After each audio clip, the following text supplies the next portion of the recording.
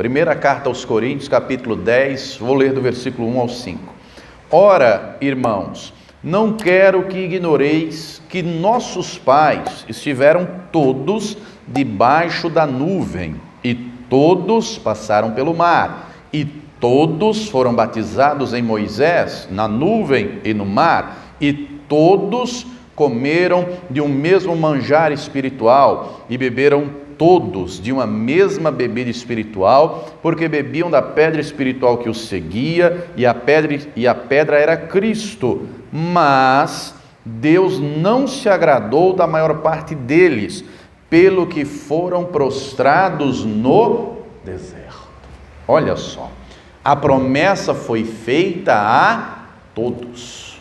Deus prometeu que o seu povo iria chegar na terra prometida. Todos passaram por diversas experiências, todos viram o poder de Deus em ação. A oportunidade foi dada a todos. No entanto, nem todos alcançaram, muitos pereceram. Deus tinha vitória para todos, Deus tinha terra prometida para todos, mas Deus não faz se nós não tivermos fé, se nós não crermos nas suas promessas, se nós não obedecermos e perseverarmos. Quem creu, quem perseverou, quem obedeceu, alcançou a promessa. E Deus tem promessa para você, para a tua casa, para a tua família. E nós estamos numa jornada rumo a Canaã celestial. E Deus tem promessa para a tua vida. Quem crê, diga glória a Deus. Deus não faz acepção de pessoas. Deus não escolhe esse eu vou abençoar e esse não. A promessa é para todos. Declare comigo, a promessa é para todos. Declare comigo, eu vou alcançar a promessa, ela vai se cumprir na minha vida, em nome do Senhor Jesus. Você crê que o Senhor vai falar conosco? Então, por gentileza, coloque a tua Bíblia sobre o teu assento. Vamos dar para o Senhor e para a sua palavra a melhor salva de palmas que você já deu. Fecha os teus olhos, vá aplaudindo, vá glorificando. Senhor, nosso Deus e Pai, Deus bendito, santo, amado e todo-poderoso, a tua igreja te aplaude e te glorifica. Abre os céus agora e receba o louvor da tua igreja. E por essa mesma abertura, vai derramando agora a tua graça, a tua bênção, a tua virtude e o teu poder. Ninguém veio aqui ouvir o homem falar, o homem não tem nada a dizer, todos viemos ouvir a tua voz, a tua palavra. Tome agora os lábios do pregador, a boca do mensageiro, que eu diminua, o Senhor cresça, remova toda barreira, todo obstáculo, e envia a tua palavra com poder e autoridade, e que a tua palavra agora vá e produza o resultado para o qual está sendo enviada, em nome do Senhor Jesus. Diga amém, Senhor. Tome teu assento, por gentileza, mas preste muita atenção, não se distraia. Se você trouxe caneta e papel, tome nota de tudo que vai ouvir e aprender, amém? Traga sempre caneta, papel, anote tudo, confira tudo. Todo cristão tem obrigação de conhecer a palavra de Deus, amém? Muito bem, Paulo, usado pelo Espírito Santo, está aqui falando à igreja de Cristo. Não é? A igreja, embora a carta seja dirigida à igreja de Corinto, é óbvio que a palavra de Deus serve para todos nós, não é? A palavra é para nos ensinar, é para nos instruir. E aqui, Paulo, inspirado pelo Espírito Santo, instruindo a igreja, vai trazer à memória fatos que aconteceram 1500 anos antes. E aqui ele deixa claro, conforme lemos na leitura inicial, todos tiveram a mesma oportunidade. Se você, certamente já leu, se não leu o livro do Êxodo, uma das mais belas histórias bíblicas, o povo estava lá no Egito, vou resumir a largas passadas, 400 anos de escravidão, de vergonha, de humilhação, trabalho forçado, mas chega um momento que aquele povo se reúne, começa a clamar a Deus, começa a buscar a Deus, e Deus envia o libertador Moisés. E Deus fala com Moisés, Moisés, eu estou vendo o que meu povo está passando, eu estou ouvindo o seu clamor, eu conheci as suas dores, eu desci para livrá-los, eu vou enviar você, e eu vou tirar o meu povo lá do Egito, lá da escravidão, e eu vou levar eles à terra que mana leite e mel. E aí Deus vai começar a colocar seu plano em prática. Moisés vai lá no Egito, Moisés fala com o povo, Deus envia as pragas no Egito, os egípcios viram água virar sangue, mas na terra de Gósen água era água, terra de Gósen no norte, onde estava o povo de Israel. No Egito havia praga de moscas, gafanhotos, rãs, enfim, as pragas chegaram aos egípcios. No povo de Deus não, Deus os guardou. Muito bem, chega o dia da última praga, que é a mortandade dos primogênitos. Nas casas de todos os egípcios, os primogênitos morreram, fosse de homens, de pessoas, fosse de animais. Na casa dos egípcios não, porque eles tinham o sangue do cordeiro. O sangue do cordeiro estava no umbral da porta. E naquele dia, Deus os tira do Egito. Deus os tira como um forte. E diz a Escritura que eram 600 mil homens, fora mulheres e crianças. Depois confira a história toda no livro do Êxodo. Então, estamos falando 600 mil homens, fora mulheres e crianças. Pense comigo de maneira simples. Se cada homem tem uma mulher, já estamos falando em 1.200.000 pessoas. É bastante gente, não? Se cada casal tem um filho, já estamos falando em 1.800.000 pessoas. Mas naquela época era comum o casal ter 2, 3 ou até mais, não é? A maioria dos estudiosos diz que havia no mínimo 5 milhões de pessoas. Muito bem, eles chegam diante do Mar Vermelho, eles veem Deus abrir o mar e eles atravessam em seco. Imagine 2 paredões de água de um lado e do outro e essa multidão toda passando. Essa multidão toda chega do outro lado, Deus fecha o mar sobre os egípcios e os mata. E Deus os livra, Deus os salva, eles estão vendo o poder de Deus. Deus vai os conduzir com a coluna de nuvem de dia e uma coluna de fogo à noite, eles estão sendo conduzidos por Deus. Eles testemunham toda manhã o maná que chovia do céu para os alimentar. Eles testemunham a rocha brotando água e matando a sede de todos. E aqui Paulo aplica de maneira simples e rápida, dizendo tudo isso é figura de Cristo, não é? Mas ele ressalta que todos tiveram as mesmas oportunidades, porém nem todos tiveram as mesmas decisões. Quando eles saem do Egito, eles chegam no deserto, Deus fala a Moisés: Moisés, manda um de cada tribo espiar a terra. E Moisés envia. Eles passam 40 dias lá, fazem uma vistoria completa, de norte a sul, de leste a oeste, conhecem tudo, voltam trazendo o fruto da terra. Você consegue imaginar um cacho de uva carregado por 2 homens com uma vara atravessada? Um cacho imenso, muitas e muitas uvas. E eles voltam e dizem: a terra é boa, mana leite e mel, está aqui o fruto, está aqui as uvas, está aqui os melões. E dos 12, 10 vão dizer a todo o povo: lá tem gigantes, nós não vamos conseguir, porque a turma lá é de grande estatura e nós somos, desse tamaninho, somos como gafanhotos, como insetos. E aqueles 10 infamaram toda a congregação, todo o povo. Só 2, o Josué e o Caleb, disseram: vamos acreditar, vamos ter fé, eles são gigantes, mas se Deus se agrada de nós, nós vamos devorá-los, eles serão nosso alimento, eles serão nosso pão, nós vamos vencer. Mas é mais fácil contagiar com a incredulidade do que com a fé. E a turma acreditou no que os 10 falaram, e foram incrédulos, e colocaram em xeque a palavra de Deus, colocaram em xeque a promessa de Deus, colocaram por terra, tomaram Deus como mentiroso, que Deus não ia cumprir a promessa coisa nenhuma, a ponto de quererem retornar para o Egito. Leia depois Números 13 e 14, estou resumindo a história. Então a incredulidade foi geral, mas os 2, o Josué e o Caleb, estavam decididos: nós vamos alcançar, eu acredito. E olha o que Deus vai dizer, abra lá comigo, no livro de Números, capítulo 14, eu vou ler só o versículo 30. O livro de Números é o 4º livro da Bíblia, Gênesis, Êxodo, Levítico, Números. Capítulo 14, eu vou ler só o versículo 30. Deus falando, disse assim: não entrareis na terra pela qual levantei a minha mão, que vos faria habitar nela, salvo Caleb, filho de Jefoné, e Josué, filho de Num. Deus deixa claro, dessa turma toda aí que saiu do Egito, só esses 2 vão entrar lá. Dos adultos que saíram de lá, só esses 2 vão entrar. Por quê? porque a decisão dos demais foi a incredulidade, foi não crer. Querido, querida, Deus não faz acepção de pessoas.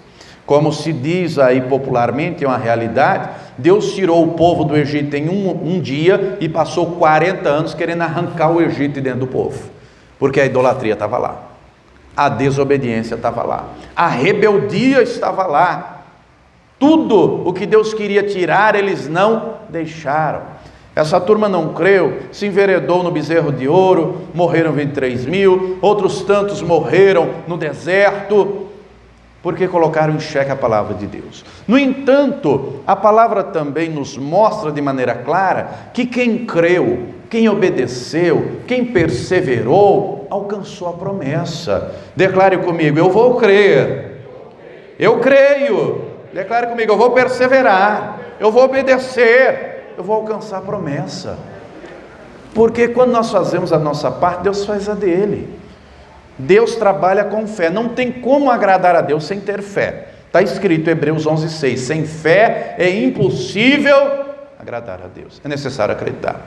Então Josué e o Caleb, eu vou mostrar para você vários exemplos de gente que alcançou a promessa, porque creu, porque obedeceu, porque perseverou. Deus não faz acepção de pessoas. Agora, nós temos que ter responsabilidade quanto às nossas decisões. Tem gente que está com a vida arrebentada, frustrada, sofrendo, chorando e colocando culpa no diabo, colocando culpa em Deus, colocando culpa no marido, colocando culpa no patrão, colocando culpa no pastor. Quais são as decisões que você tem tomado? Suas decisões são suas responsabilidades. Sua decisão é sua responsabilidade.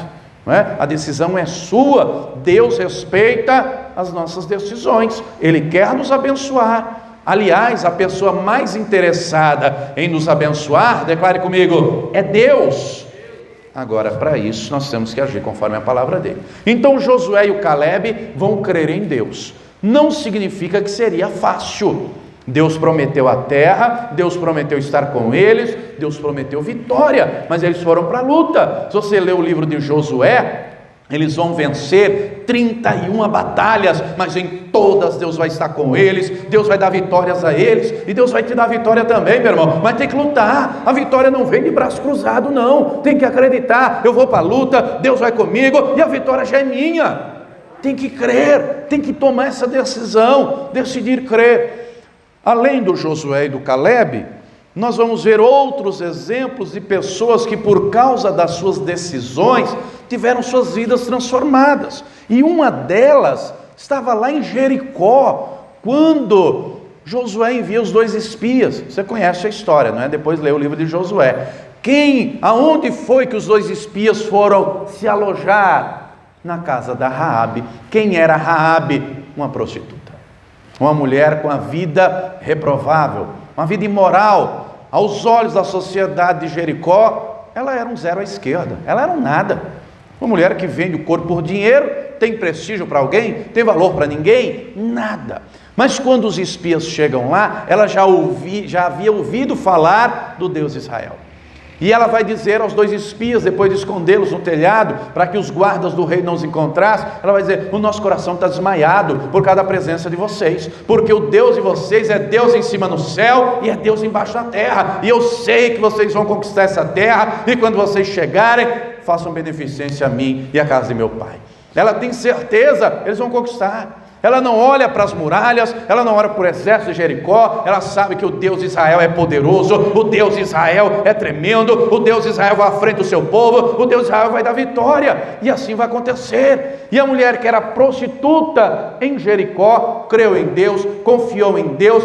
Jericó, as muralhas caíram, a cidade foi destruída, foi queimada, o povo foi morto, mas ela e a sua casa foram poupadas, porque ela creu, ela agiu pela fé. Tiago vai dizer no capítulo 2 que a fé sem obras é morta. E ele dá 2 exemplos. O maior de todos, que é o pai da fé, Abraão, e em segundo lugar, quem vai ser o outro exemplo? A Raabe. Ela tomou uma decisão, ela decidiu crer no Deus de Israel, e ela alcançou a promessa. Em Jericó ela era uma prostituta, mas agora Deus dá para ela uma nova oportunidade. No povo de Deus agora ela é uma heroína da fé. Está lá, Hebreus 11, ela é heroína da fé. Foi ela que ajudou os espias. Deus vai honrá-la de uma tal maneira que no meio do seu povo ela vai se casar, ela vai constituir família, ela vai ser uma mulher de bem e ela vai entrar na genealogia de Jesus Cristo. Olha que honra, olha a decisão que ela tomou, o resultado que surtiu. Uma outra mulher que também toma uma decisão que muda a vida dela é Ruth. Abra comigo no livro de Ruth. Pastor, onde é que fica o livro de Ruth? Depois de Juízes e antes de Samuel. Vá passando aí algumas páginas no livro de Juízes, depois do livro de Juízes e antes do primeiro livro de Samuel. Ruth capítulo 1, eu vou ler o versículo 16. Mas enquanto você encontra o texto, eu vou fazer um panorama rápido da história. Havia um homem chamado Elimeleque. Ele era casado com uma mulher chamada Noemi. Eles eram de Belém de Judá. Houve uma crise, houve uma fome, e eles saem de lá com os 2 filhos, Malom e Quilion, saem de Belém e vão para a terra dos Moabitas. Não era a terra de Israel, Moab era um outro povo. Muito bem, lá na terra dos Moabitas, o Malom e o Quilion vão se casar. Um se casa com uma moabita chamada Orfa, e outro se casa com uma outra moabita chamada Ruth. Chega o dia que o Elimeleque morre. Passa mais um tempo, morre o Malom e o Quilion. Fica a viúva Noemi, que já é uma senhora idosa, e ficam as outras 2 viúvas, noras de Noemi, a Orfa e a Ruth. A Noemi recebe a notícia de que em Belém o negócio melhorou, e ela decide voltar a Belém. E aí ela chama as 2 noras, a Orfa e a Ruth, e ela vai dizer: olha, vocês sabem que os meus filhos morreram, não tenho outros filhos, então vocês estão na terra de vocês, vocês são jovens ainda, vão casar, vão arrumar marido, vão constituir família, eu vou voltar para a minha terra. Quando a Orfa ouve isso, ela falou: tchau, sogrona, estou indo cuidar da minha vida. Aí, ó, pegou o beco, foi-se embora, foi arrumar marido lá na terra dela. No entanto, a Ruth, quando ouviu isso, eu quero ler com você a decisão que ela tomou. Capítulo 1, livro de Ruth, capítulo 1, versículo 16. Disse, porém, Ruth: não me instes para que te deixe e me afaste de ti, porque aonde quer que tu fores, irei eu. E onde quer que pousares à noite, ali pousarei eu. O teu povo é o meu povo, o teu Deus é o meu Deus. Ela tomou uma decisão. Ela resolveu crer no Deus de Israel. Ela resolveu fazer parte do povo de Israel. Ela vai junto com Noemi. Ela volta, ela vai para Belém, não é? Lá em Belém, Deus prepara lá na frente o Boaz. Ela conhece o Boaz. Ela se casa com o Boaz. E ela vai ser bisavó do rei Davi. E vai ser mais uma mulher que vai entrar na genealogia do Senhor Jesus. Note a decisão que ela tomou, mudou a sua vida. Se ela tivesse ficado lá em Moabe, nem se falaria mais dela, muito menos certamente haveria o livro de Ruth. Mas, porque ela tomou essa decisão, a decisão mudou a vida dela. Quem está entendendo, diga glória a Deus. O próprio Davi, eu acredito que é de seu conhecimento a história de Davi e Golias, uma das histórias bíblicas mais conhecidas. Mas note um detalhe, no primeiro livro de Samuel, nós não vemos Deus dizendo: Davi vai lá e mata o gigante. Não há isso. Quando Davi chega no campo de batalha, ele vai levar comida para os irmãos. E ele ouve a afronta do gigante Golias. Imagina um adolescente aí, 16, 17 anos, em torno, estatura mediana de um judeu, 1,60 m. Imagine ver um homem de 2,90 m, que era a altura de Golias. Um homem extremamente forte, colocava o Schwarzenegger debaixo do chinelo, né? Só a armadura do camarada pesava 200 quilos. O Davi olha para aquele camarada e diz: quem é esse incircunciso para afrontar o exército do Deus vivo? Eu vou matar ele. O que é que o rei vai dar de recompensa? E aí dizem: olha, o rei vai dar a mão da princesa, o rei vai isentar a família de impostos, e ele toma uma decisão: vou matar ele. Vou matar ele. Ele não está afrontando só o exército aqui de Israel, ele está afrontando a Deus. Não tem homem com coragem aí, não tenho eu, e eu vou, e Deus vai à minha frente, e Deus vai me dar vitória. E matou ou não matou o gigante? Porque ele tomou uma decisão, e uma decisão de fé. Ele tomou uma decisão com base na palavra de Deus. Quando ele diz, quem é esse incircunciso? Ele está dizendo, eu tenho uma aliança com Deus, eu sou circuncidado, eu tenho uma marca da promessa, eu creio num Deus vivo, eu creio num Deus poderoso. O gigante pode ser grande, mas maior é o meu Deus para me dar vitória. E ele foi à luta, e ele venceu, e Deus derrubou o gigante, e ele foi lá, ele cortou a cabeça do gigante, ele lutou, e ele venceu, porque Deus foi à frente, e você vai lutar e vai vencer, e os gigantes vão cair, e Deus vai te dar vitória. Quem está entendendo, diga glória a Deus. Agora decida acreditar. Para Deus não existe impossível. Deus é Deus de maravilhas, Deus é Deus de milagres. Quem está entendendo, diga glória a Deus. Agora, o problema é que muita gente não decide crer, não decide obedecer, não decide perseverar. As escolhas são suas. Vamos para um exemplo agora, já no Novo Testamento, Lucas 23. Dois homens têm a mesma oportunidade. Dois homens têm a mesma oportunidade. Um abraça e o outro joga fora. A oportunidade foi dada. Lucas 23, vou ler a partir do versículo 39. Lucas 23, 39. Jesus é crucificado e do seu lado direito tem um bandido, do lado esquerdo tem outro. Encontrou o texto? Lucas 23, 39, vou ler. E um dos malfeitores que estavam pendurados blasfemava dele, dizendo: se tu és o Cristo, salva-te a ti mesmo e a nós. Respondendo, porém, o outro repreendia-o, dizendo: tu nem ainda temes a Deus, estando tu na mesma condenação, e nós, na verdade, com justiça, porque recebemos o que os nossos feitos mereciam, mas este nenhum mal fez. E disse a Jesus: Senhor, lembra-te de mim quando entrares no teu reino. E disse-lhe Jesus: em verdade te digo que hoje estarás comigo no... Será que Jesus não queria salvar os dois, minha gente? Com certeza ele queria. Está escrito, 1 Timóteo capítulo 2, Deus quer que todos os homens sejam salvos e venham ao conhecimento da verdade.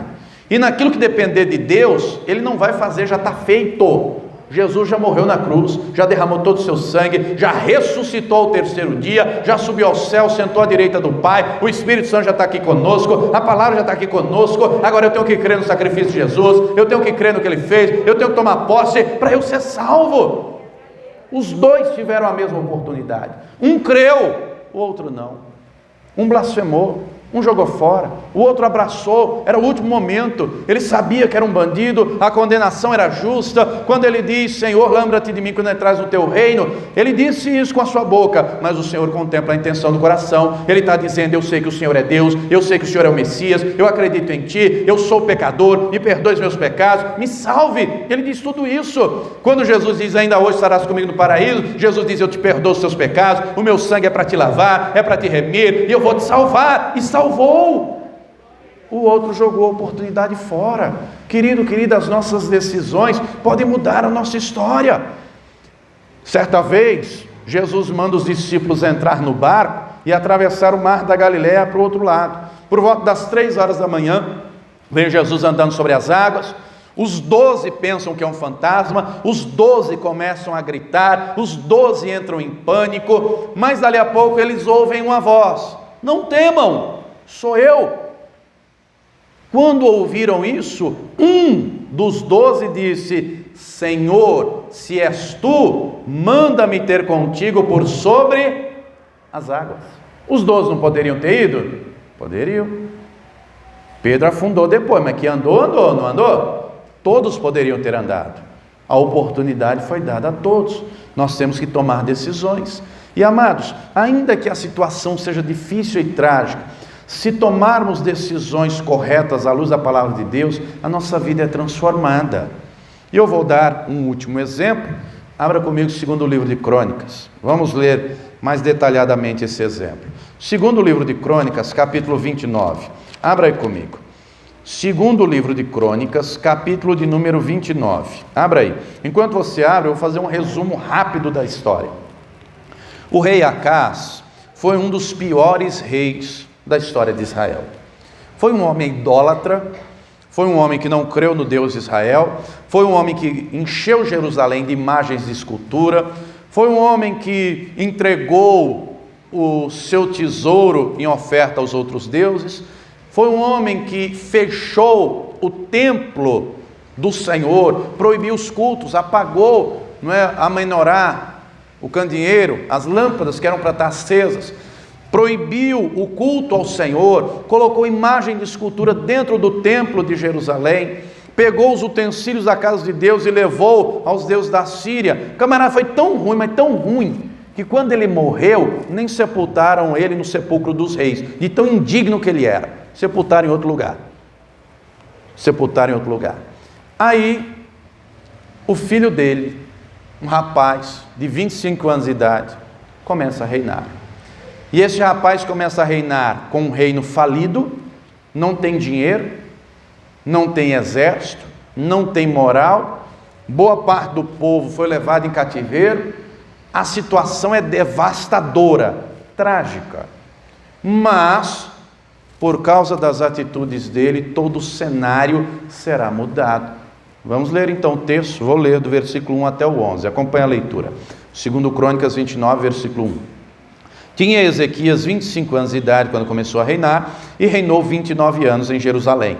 E era o nome de sua mãe Abia, filha de Zacarias. E fez o que era reto aos olhos do Senhor, conforme tudo quanto fizera Davi seu pai.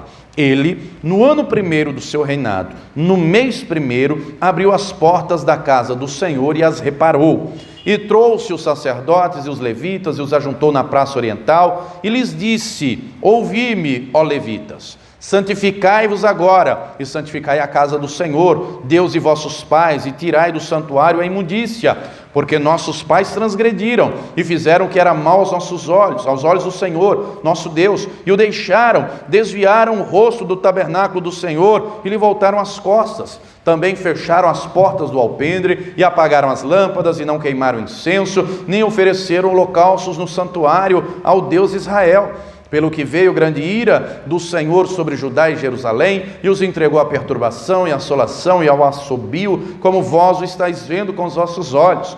Porque eis que nossos pais caíram à espada, e nossos filhos e nossas filhas e nossas mulheres estiveram por isso em cativeiro. Agora me tem vindo ao coração que façamos um concerto com o Senhor, Deus de Israel, para que se desvie de nós o ardor da sua ira. Agora, filhos meus, não sejais negligentes, pois o Senhor vos tem escolhido para estar diante dele, para o servirdes e para ser seus ministros e para queimardes incenso. Até aqui.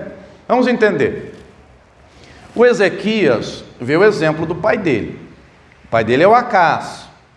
Opa, somente está escrito aí no versículo 2, Davi. Davi viveu 200 anos antes de Ezequias. Só que ele olha o seu pai Acás e ele vê que o seu pai não é um bom exemplo. Então ele resolve tomar por exemplo quem foi bom exemplo. Minha gente, exemplos bons e ruins estão ao nosso redor. Você vai ter, por exemplo, ótimos médicos e péssimos médicos, ótimos advogados e péssimos advogados, ótimos pais de família, ótimos trabalhadores e péssimos pais de família, péssimos trabalhadores, ótimas donas de casa, cuida bem, cozinha bem, e péssimas donas de casa, bons pastores, que são exemplo do rebanho, que agem como Jesus, que pregam a palavra, que vivem a palavra, e péssimos pastores, adúlteros, ladrões, infiéis, murmuradores. Tem exemplo bom e mal de todo jeito, de todo lado. No entanto, o exemplo que Ezequias toma para si não é do seu pai sanguíneo biológico, é daquele que foi o maior rei da história de Israel, que é Davi. Ele toma, por exemplo, Davi, e ele compreende que o êxito do reinado de Davi foi colocar Deus em primeiro lugar, coisa que o pai dele não fez. Ele olha toda a situação e ele já tem um panorama, ele já sabe o motivo daquela desgraça, daquela tragédia, daquele buraco. Não tem como eu querer sair de uma situação sem saber primeiro o que me levou para lá. Se uma pessoa quer sair de um problema sem saber o que a levou, ela pode até sair, mas depois pode voltar de novo para o mesmo buraco, para o mesmo lugar. É necessário aprender para corrigir os erros, para não voltar de novo para o mesmo buraco. E ele viu isso, e ele vê o que foi feito, né? Ele toma uma atitude e toma imediata, no primeiro mês do primeiro ano. e provavelmente nos primeiros dias, porque quem quer mudar, muda hoje, quem quer agir, age hoje, não espera para amanhã. O problema de muita gente é que fica postergando, ele não, assumiu o trono, ele falou, vou fazer diferente, as minhas decisões serão diferentes, eu não quero um reino falido, eu não quero um reino quebrado, eu não quero um reino sem Deus, eu quero Deus aqui. E ele sabe que o templo representava lugar de culto, era um lugar de culto e adoração a Deus. Ele chama os levitas, ele diz, abra o templo, porque o pai dele mandou fechar. Ele traz de volta os levitas, os sacerdotes, ele tem um panorama daquilo que não deveria mais ser feito. Versículo 6, porque os nossos pais transgrediram. Se transgrediram, ele está deixando claro, não vamos transgredir. Diz o ditado que errar é humano, persistir no erro é o quê? Um outro ditado diz assim, o inteligente aprende com os próprios erros, o sábio com os erros alheios, e o tolo nunca aprende. O Ezequias está sendo sábio, ele está aprendendo com os erros do pai dele. Quais foram os erros do pai dele? Deixou Deus de lado, transgrediu a palavra de Deus, proibiu o culto, apagou as lâmpadas, não ofereceu incenso, transgrediu a palavra de Deus. Então ele vai fazer conforme a palavra do Senhor, ele vai restabelecer o culto, ele traz de volta os sacerdotes, ele manda acender as lâmpadas, ele manda apresentar o incenso no altar do Senhor, ele traz de novo sacrifícios e holocaustos, e ele chama todo o povo e diz, me tem vindo ao coração, nós temos que fazer uma aliança com Deus, nós temos que servir a Deus, Deus quer mudar a nossa história, Deus quer abençoar a nossa vida, vamos fazer uma aliança com Ele. E o povo faz, e ele vai de madrugada, apresenta sacrifício, holocaustos, depois ele manda chamar todo o povo para celebrar a Páscoa, para trazer a memória do povo. Olha, Deus tirou o povo lá do Egito, da humilhação, da escravidão, e os trouxe aqui, e os abençoou, e o mesmo Deus que agiu lá no passado, vai agir agora, e assim o Senhor vai fazer. O povo vem, celebra a Páscoa, se alegra, e Ezequias está trazendo a memória do povo, nós servimos a um Deus vivo, nós servimos a um Deus poderoso, a um Deus que é conosco, e vai nos abençoar. E o povo vem, celebra, e Deus vai abençoando. Ezequias manda trazer de volta, né, as primícias, os dízimos, as ofertas, agir conforme a palavra ensinava, e o povo começa a fazer, e Deus começa a abençoar, aí o inimigo se levanta. O inimigo não quer ver ninguém servindo a Deus. Ô querido, ser crente meia boca não tem muito levante não, ser crente Raimundo não tem muito levante não. Não sei se tem algum Raimundo aqui. Como assim, pastor? Crente Raimundo, pé na igreja, pé no mundo, não é? Está na igreja, assiste culto, mas não deixa de beber de vez em quando. Está na igreja, vem o culto, mas não deixa de fumar o cigarro, mas não deixa de falar palavrão, mas não deixa de ir no bar, mas não deixa de fazer o que não deve, não deixa de ver o que não deve. Querido, Deus não nos chamou para ser crente Raimundo não, Deus nos chamou para ser santo, Deus nos chamou para ser fiel, Deus nos chamou para ser obediente, Deus nos chamou para crer nele, porque Ele tem uma grande obra a fazer na nossa vida. Ezequias então chama o povo, o inimigo se levanta, porque o inimigo, quando nós decidimos servir a Deus de verdade, aí ele se levanta. Aí vem o rei da Síria, um exército gigantesco. O Ezequias não tem exército, não é? Não tem exército. O inimigo sitia Jerusalém, exige a rendição. O povo fica em pânico. O Ezequias chama o povo e diz, olha, não tenham medo por causa do rei da Síria não, com ele está o braço da carne, mas conosco está o Senhor nosso Deus, para nos livrar e para guerrear as nossas guerras e para nos dar vitória. O inimigo envia cartas exigindo a rendição imediata. O Ezequias vai fazer sabe o que? Ele não entra em pânico, ele não perde o controle, ele não perde a fé, ele pega as cartas, vai na casa de Deus, anote aí para você ler depois, 2 Reis 19, versículo 14 diante. Ele pega as cartas, ele vai na casa de Deus, ele coloca diante do altar do Senhor, e ele ora, Senhor, o Senhor está vendo aí essas cartas de afronta, está te afrontando, o Senhor é o Deus vivo. Eles venceram outras nações, que têm deuses de pedra, de madeira, queimaram, mas o Senhor é o Deus vivo, é o Todo-Poderoso, nos livra, Senhor. E ele orou, Deus mandou um anjo, e o anjo do Senhor exterminou o exército inimigo, e deu vitória ao seu povo, porque quem ora tem vitória, quem persevera tem vitória, quem crê no Senhor, Deus faz o impossível para dar vitória. Em outro momento ele fica doente, e uma doença de morte, a Bíblia não diz qual, a doença era grave, e ele recebe a notícia, vai morrer. Faça já a notícia que ele recebe, arruma a tua casa, ou seja, já faz logo a partilha dos bens. Pensa no negócio, dá problema, é inventário, viu? Por isso que a gente viu, Abraão já fez o inventário em vida. É o que o Ezequias recebe de conselho, já faz logo o inventário, deixa tudo arrumadinho, você vai morrer. Mas ele vira o rosto para a parede. Ele faz uma oração curta, porém objetiva, com fé. Senhor, lembra-te de mim. Eu andei com perfeição na tua presença, Senhor. No mesmo instante, Deus diz: Isaías, volta lá, fala para ele que eu estou acrescentando mais 15 anos de vida para ele. Fala para ele que ao terceiro dia ele vai levantar dessa cama, e ele vai na minha casa, e ele vai me servir. E assim aconteceu. Deus o levantou, Deus o restaurou, e Deus o abençoou e o fortaleceu, e ele teve um reinado abençoado, e o nome do Senhor foi glorificado. E Deus tem maravilhas para você, meu irmão. Deus tem vitória para a tua vida, mas decida crer, decida obedecer, decida perseverar. A incredulidade impede Jesus de agir. Marcos capítulo 6, abre aí comigo. Evangelho de Marcos, capítulo 6. Marcos capítulo 6. As nossas decisões podem mudar a nossa vida. Não adianta ficar reclamando do diabo, não adianta ficar reclamando do fulano, do ciclano. A palavra diz: sujeitai-vos, pois, a Deus, resisti ao diabo, e ele fugirá de vós. Tiago 4,7. Eu quero ler com você Marcos capítulo 6, versículos 5 e 6. E não podia fazer ali obras maravilhosas, somente curou alguns poucos enfermos, impondo-lhes as mãos, e estava admirado do que, minha gente? Você encontrou o texto?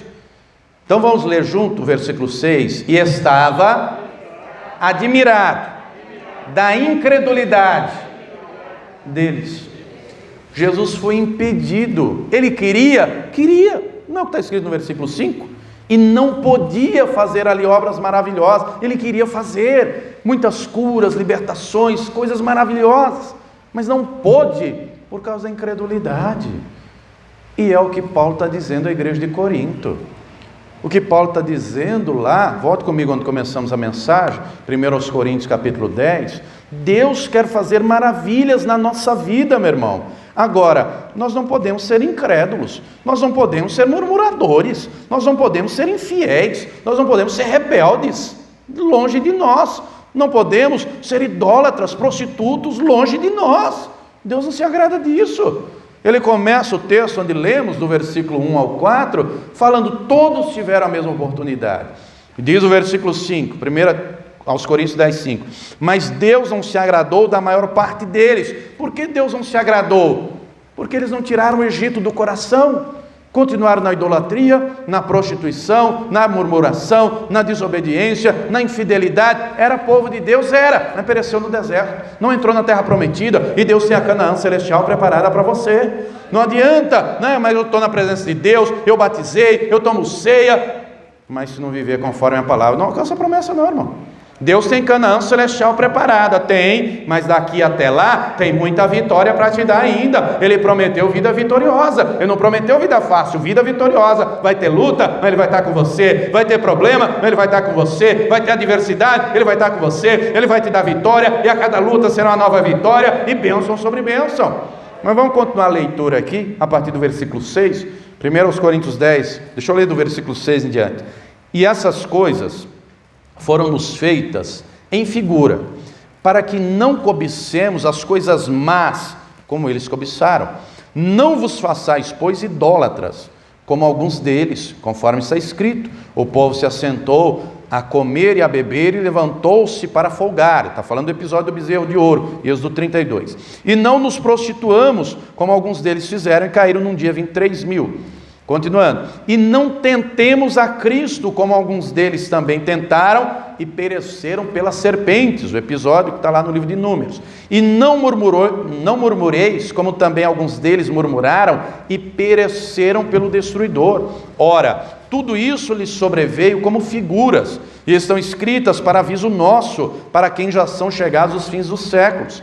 Aquele, pois, que cuida estar em pé, olhe que não... Declare comigo: Deus tem vitória para mim. Não, declare com fé: Deus tem vitória para mim.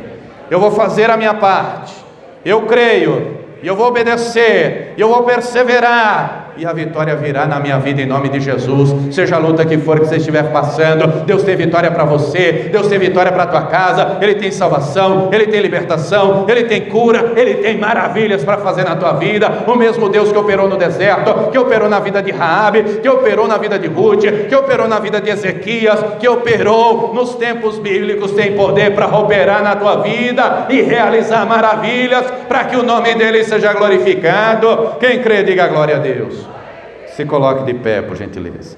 São as nossas escolhas. Nós temos que escolher crer, nós temos que escolher obedecer, nós temos que escolher perseverar, porque a promessa se tornará consequência, as bênçãos se tornarão consequência, e você vai viver de fé em fé, de glória em glória e de vitória em vitória, de vitória em vitória, não é? Mas tem que crer. Deus não faz acepção de pessoas, Deus não faz. Por que tem gente que vem à igreja, um faz a campanha, alcança a vitória e o outro não alcança? Por que um é abençoado e o outro não? Será que Deus faz acepção? De maneira nenhuma, não é? Agora tem gente que no momento de orar, sequer fecha os olhos para buscar a Deus, ou na hora de orar, a mente está linkada, conectada na panela de feijão, no boleto, no trabalho de amanhã, em outra coisa, não conecta no reino de Deus, na presença de Deus, não é? Necessário mudar aqui dentro, ó. Necessário mudar. As decisões têm que ser à luz da palavra de Deus. Tem muita gente que quer ser abençoado, mas não faz um mínimo esforço, não busca Deus, não ora, não se esforça, não é? Querer a vitória de braço cruzado, a gente não encontra isso na Bíblia não, amados. Tem que ter esforço, tem que ter perseverança, não é? Deus quer levantar os Josués e os Calebes da nossa geração. Deus quer levantar as Raabes, as Rutes, os Ezequias que vão alcançar a vitória, os Davis que vão derrubar os gigantes e alcançar a bênção de Deus. Deus tem vitória para te dar. Qual é o gigante que se levantou? Qual é a luta que está travando? Se você fizer a tua parte, Deus vai fazer a dele. Quando nós fazemos o possível, Ele faz o impossível. Amém? Josué e o Caleb fizeram o possível, Deus derrubou a muralha. O Davi fez o possível, Deus derrubou o gigante, não é? Deus tem maravilhas para fazer na tua vida.